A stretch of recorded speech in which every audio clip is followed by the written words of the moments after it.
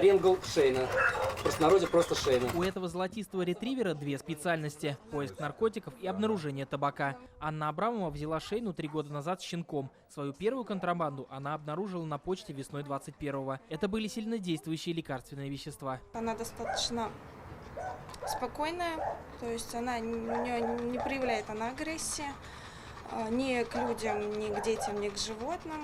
То есть хорошая работоспособность. В Казани служат 5 собак. Каждую из них учат искать определенные вещи – деньги, наркотики, табак или взрывчатые вещества. Они проверяют пассажиров аэропорта, международную почту и железнодорожные контейнеры. По паспорту жемчужный булгар лучик солнца, а мы ее просто зовем Джесси. Этот лабрадор – лучшая собака Федеральной таможенной службы. Ей нет равных в поисках денег. В 2022-м Джесси унюхала почти 60 миллионов незадекларированных рублей. У нее специализация поиск денежных средств, поэтому в прошлом году у нее самое большое обнаружение по России именно по деньгам.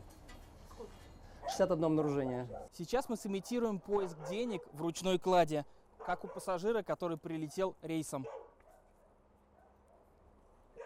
Собака пройдет вокруг нас и проверит, есть ли у нас незаконные средства. Если собака замерла, значит, она что-то обнаружила. В этом году кинологической таможенной службе России исполняется 15 лет. В 22-м кинологи проверили более 1000 авиарейсов и свыше 30 тысяч международных посылок. Выявлено 160 нарушений. Иван Сарафанов, Игорь Романов, ТНВ, Казань.